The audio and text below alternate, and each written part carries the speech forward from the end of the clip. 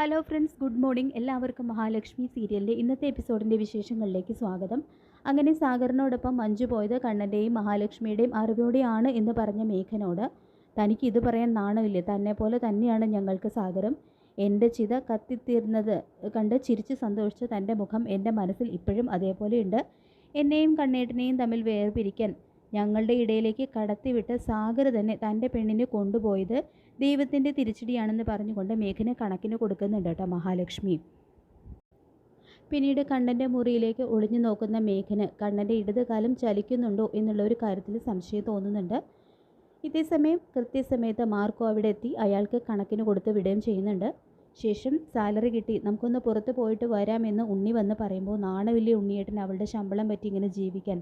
നമ്മളെക്കാളൊക്കെ എത്രയോ ഉയരത്തിലാണ് ലക്ഷ്മി ജീവിക്കുന്നത്. അതുപോലെ ലൈഫ് തരാൻ നിങ്ങൾക്ക് പറ്റൂ എന്നെല്ലാം കരുണ ഉണ്ണിയെ ഇടിച്ചു താഴ്ത്തിക്കൊണ്ട് സംസാരിക്കുമ്പോൾ, നമ്മുടെ കുഞ്ഞ് ജനിച്ചു കഴിയുമ്പോൾ നമ്മൾ അതിനെ ലാളിക്കുകയും മടിയിലിരുത്തി താരാട്ട് പാടുകയൊക്കെ ചെയ്യും. അപ്പോൾ അതിന് ഭാഗ്യം ഇല്ലല്ലോ എന്നോർത്ത് അവർ രണ്ടുപേരും കരയും.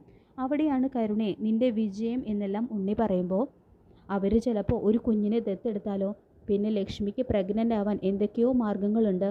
അതെങ്ങാനും അവർ സ്വീകരിച്ചാൽ അതുകൊണ്ട് ലക്ഷ്മിയുടെ പതനം അല്ലെങ്കിൽ മരണം രണ്ടിൽ എന്തെങ്കിലും ഒന്ന് സംഭവിക്കണം, എങ്കിലേ എനിക്ക് കുഞ്ഞ് ജനിച്ചാലും സന്തോഷത്തോടെ കഴിയാൻ പറ്റൂ എന്ന് കരുണ പറയുമ്പോൾ, നീ ഇങ്ങനെ പ്രഷർ കൂട്ടാതെ കരുണേ, അത് നമ്മുടെ കുഞ്ഞിനെ തന്നെയാണ് ബാധിക്കാൻ പോകുന്നത്. ഈ സമയത്ത് സന്തോഷമായിട്ടിരിക്കണം എന്നല്ലേ ഡോക്ടർ പറഞ്ഞിട്ടുള്ളത് എന്നെല്ലാം ഉണ്ണി പറഞ്ഞു കൊടുക്കുന്നുണ്ടെങ്കിലും ഒരിക്കലും എനിക്കതിന് പറ്റില്ല. ഭാര്യയെ സന്തോഷിപ്പിക്കുന്നവനാണ് ആണ്, അതിനു കഴിയാത്തവരെ അങ്ങനെ വിളിക്കാൻ പറ്റില്ല.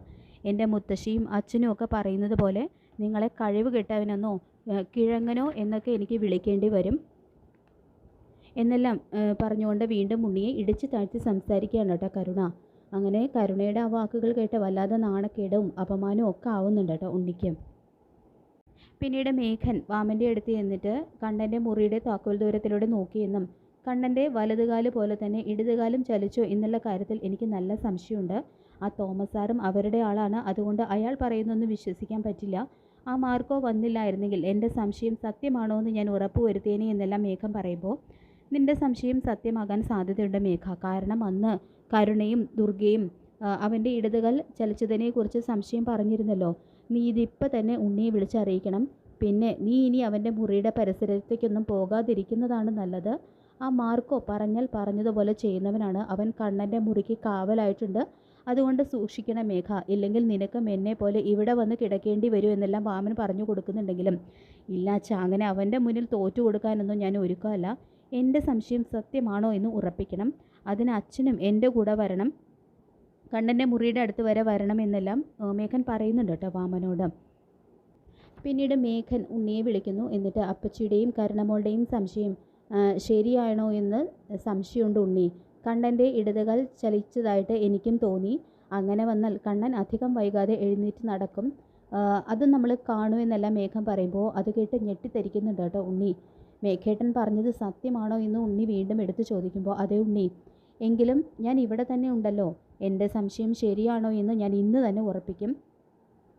എന്തായാലും 18-ാം തീയതിയാണല്ലോ കരുണമോള് അവളുടെ ജീവൻ എടുക്കാനായിട്ട് കുറിച്ചിട്ടിരിക്കുന്ന ദിവസം. പിന്നീട് നമ്മുടെ ദിവസമാണ് ഉണ്ണി വരാൻ പോകുന്നത് എന്നെല്ലാം മേഘൻ പറയുന്നുണ്ട് കേട്ടോ ഉണ്ണിയോട്. ശേഷം ഉണ്ണി ഇക്കാര്യം കരുണയെയും ദുർഗയെയും അറിയിക്കുന്നു. മേഘേട്ടന് അയാളുടെ ഇടതുകാലം ചലിക്കുന്ന കാര്യത്തിൽ സംശയമുണ്ടെന്ന് പറഞ്ഞു. അമ്മയ്ക്കും കരുണയ്ക്കും അങ്ങനെ ഒരു സംശയം തോന്നിയിരുന്നല്ലോ. ആ സമയത്ത് മാർക്കോ അവിടെ വന്നതുകൊണ്ട് മേഘേട്ടന് കൂടുതലൊന്നും അറിയാൻ കഴിഞ്ഞില്ല എന്നെല്ലാം ഉണ്ണി പറയുമ്പോൾ ഞെട്ടുന്നുണ്ട് കേട്ടോ കരുണയും ദുർഗയും.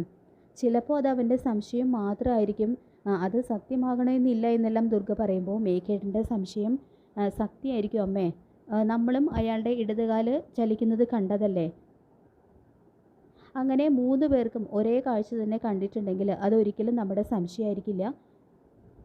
പിന്നെ ചികിത്സ കൊണ്ട് ഒരു പുരോഗതിയും ഇല്ലെങ്കിൽ അയാൾ വീണ്ടും വീണ്ടും ആ ഹോസ്പിറ്റലിലേക്ക് പോകുമോ? എന്തായാലും 18-ാം തീയതി ഇതിനെല്ലാം ഞാനൊരു തീർപ്പുണ്ടാക്കും. ഞാൻ എന്തായാലും വീട് വരെ ഒന്ന് പോയിട്ട് വരാമെന്നെല്ലാം കരുണ പറയുമ്പോൾ അത് കേട്ട് സന്തോഷിക്കുന്നുണ്ട് കേട്ടോ ദുർഗ. പിന്നീട് വീട്ടിലെത്തുന്ന കരുണ മേഘൻ്റെ ആ സംശയത്തെക്കുറിച്ച്, അതായത് കണ്ണൻ്റെ ഇടതുകാല് ചലിച്ചതിനെക്കുറിച്ച് സംശയം തോന്നി എന്നുള്ള കാര്യങ്ങളെല്ലാം പ്രതാപനെയും മുത്തശ്ശിയെയും അറിയിക്കുന്നു. അങ്ങനെ എന്തെങ്കിലും ഉണ്ടായിട്ടുണ്ടെങ്കിൽ നിന്നെ അമ്മയോട് ലക്ഷ്മി ഒന്നും പറയാതിരിക്കില്ല എന്ന് പ്രതാപൻ പറയുമ്പോൾ, അവൾ നമ്മളോടൊന്നും പറയാത്തതായിരിക്കും നിൻ്റെ കെട്ടിയോള്. എല്ലാവരും കൂടി നമ്മളെ കുരങ്ങ് കളിപ്പിക്കുകയാണ് പ്രതാപ. അന്ന് പ്രേതക്കളി കളിച്ച പോലെ എന്തായാലും 18-ാം തീയതി അവൻ്റെ കെട്ടിയോളുടെ ചലനം നിലയ്ക്കും. അതോടുകൂടി കണ്ണച്ചാരുടെ ചലനശേഷി തിരിച്ചു കിട്ടിയ 2 കാലുകളും എന്ന് മുത്തശ്ശി പറയുന്നുണ്ട്. പിന്നീട് മേഘൻ വാമനയും കൂട്ടി കണ്ണൻ്റെ മുറിയുടെ പരിസരത്തെത്തുന്നു. എന്നിട്ട് അച്ഛൻ ഈ താക്കോൽ ദൂരത്തിലൂടെ അകത്തേക്ക് നോക്കുക. ഞാൻ ആരെങ്കിലും വരുന്നുണ്ടോ എന്ന് ഇവിടെ നോക്കിക്കൊണ്ട് നിൽക്കുക എന്നല്ലേ മേഘൻ പറയുമ്പോൾ, ഇതിലിരുന്നു കൊണ്ട് ഞാൻ എങ്ങനെ നോക്കാനാ, നീ തന്നെ നോക്കിയാൽ മതി എന്ന് പറയുന്നുണ്ട് വാമൻ. അങ്ങനെ മേഘൻ ആ താക്കോൽ ദ്വാരത്തോടെ കണ്ണൻ്റെ മുറിയിലേക്ക് നോക്കുന്നുണ്ട്. ഇതേ സമയം കണ്ണൻ്റെ കാലുകൾ ചലിക്കുന്ന ആ കാഴ്ച കണ്ട് മേഘൻ ശരിക്കും ഞെട്ടിത്തരിക്കുന്നുണ്ട് കേട്ടോ. ഇതേ സമയം ആരോ വന്നിട്ട് മേഘനെ ചവിട്ടി വീഴ്ത്തുന്നുണ്ട്. അത് മിക്കവാറും സാഗറോ അല്ലെങ്കിൽ നമ്മുടെ തോമസ് സാറോ ആയിരിക്കാനും തന്നെയാണ് സാധ്യത. കാരണം സാഗറിനോട് അന്ന് തന്നെ മാർക്കോ പറഞ്ഞിട്ടുണ്ടല്ലോ, ഇനി ഇവൻ എന്തെങ്കിലും വൃത്തികേട് ഇതുപോലെ ചെയ്തു കഴിഞ്ഞാൽ ഇവനെ കണക്കിന് കൊടുത്തോളാൻ. അതുകൊണ്ട് സാഗർ തന്നെയായിരിക്കും കൃത്യസമയത്ത് അവിടെ എത്തി മേഘനെ ചവിട്ടി വീഴ്ത്തുന്നത്. എന്തായാലും 18-ാം തീയതി മഹാലക്ഷ്മിയെ ചതിച്ചു കൊലപ്പെടുത്താൻ നിർത്തുന്ന മുത്തശ്ശിക്കും കരുണയ്ക്കും ഉണ്ണിക്കും പ്രതാപനും എല്ലാം അവർ പ്രതീക്ഷിക്കാത്ത അപ്രതീക്ഷിതമായിട്ടുള്ളൊരു തിരിച്ചടി തന്നെയായിരിക്കും കിട്ടാനായിട്ട് പോകുന്നത്. എന്തായാലും മഹാലക്ഷ്മി സീരിയലിൻ്റെ വരാൻ പോകുന്ന ഭാഗത്തിനായിട്ട് നമുക്ക് കാത്തിരിക്കാം. ഈ റിവ്യൂ ഇഷ്ടപ്പെട്ടെങ്കിൽ ലൈക്ക് ചെയ്യുക, ചാനൽ കൂടി ഒന്ന് സബ്സ്ക്രൈബ് ചെയ്ത് സപ്പോർട്ട് ചെയ്യുക. താങ്ക്